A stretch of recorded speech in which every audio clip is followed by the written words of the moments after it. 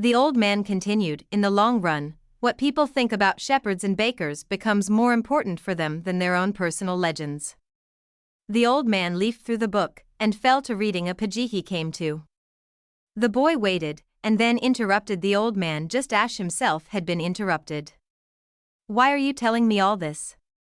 Because you are trying to realize your personal legend. And you are at the point where you're about to give it all up. And that's when you always appear on the scene? Not always in this way, but I always appear in one form or another. Sometimes I appear in the form of a solution, or a good idea.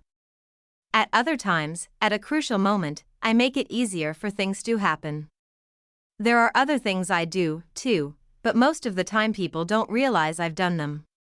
The old man related that, the week before, he had been forced to appear before a miner, and had taken the form of a stone.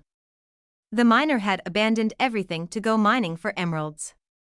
For 5 years she had been working a certain river, and had examined hundreds of thousands of stones looking for an emerald.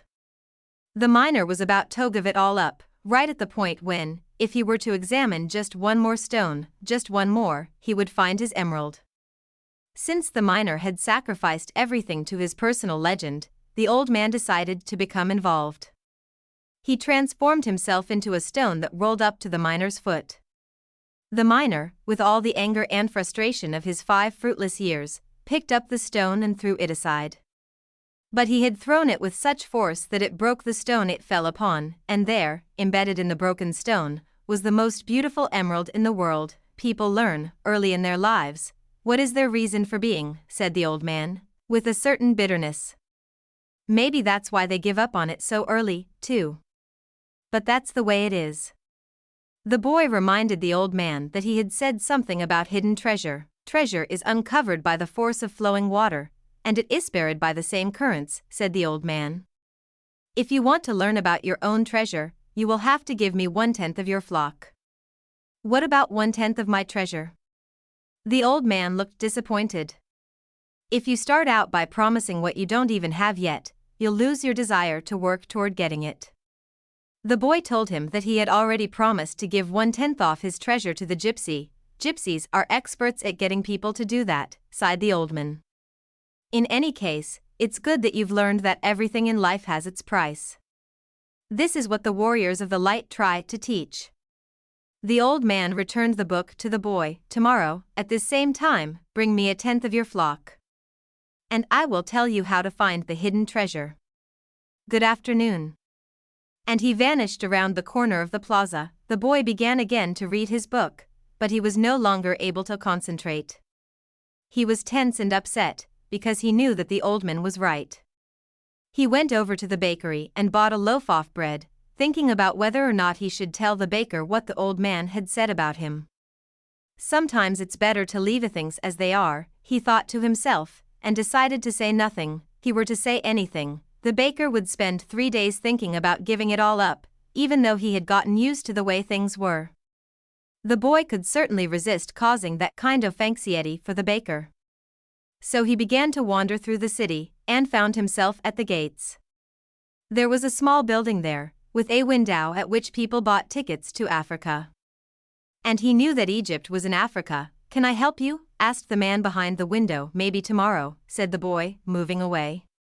If he sold just one of his sheep, he'd have enough to get to the other shore of the strait. The idea frightened him. Another dreamer, said the ticket seller to his assistant, watching the boy walk away. He doesn't have enough money to travel. While standing at the ticket window, the boy had remembered his flock, and decided he should go back to being a shepherd. In 2 years he had learned everything about shepherding. He knew how to shear sheep, how to care for pregnant ewes, and how to protect the sheep from wolves.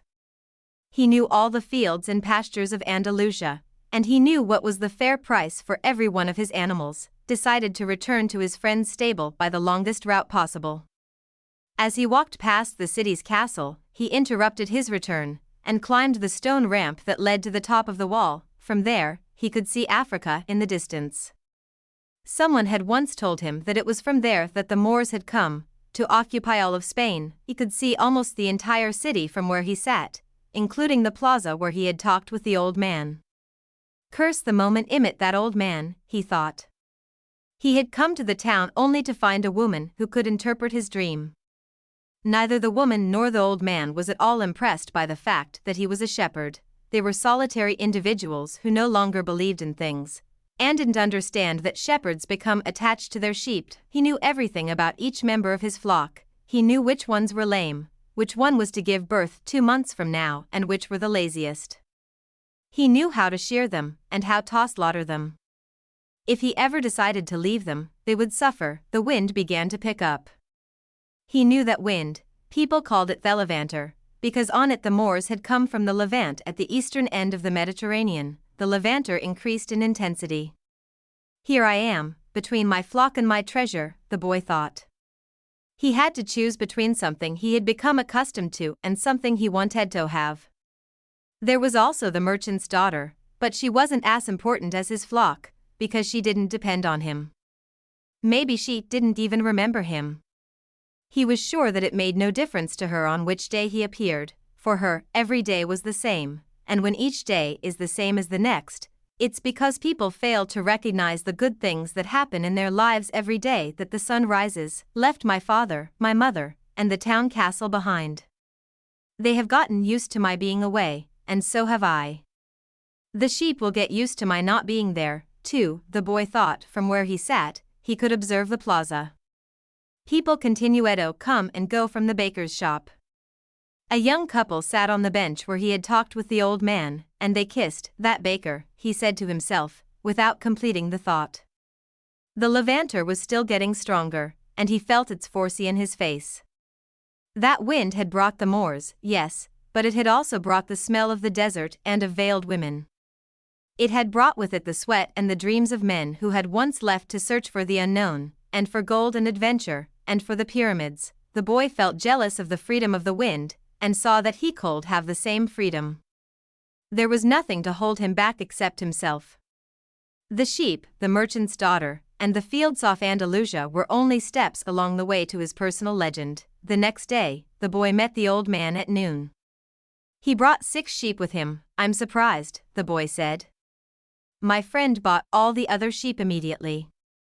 He said that he had always dreamed of being a shepherd, and that it was a good omen. That's the way it always is, said the old man. It's called the principle of favorability. When you play cards the first time, you are almost sure to win. Beginner's luck. Why is that? Because there is a force that wants you to realize your personal legend. It whets your appetite with a taste of success. Then the old man began to inspect the sheep, and he saw that one was lame. The boy explained that it wasn't important, since that sheep was the most intelligent of the flock, and produced the most wool.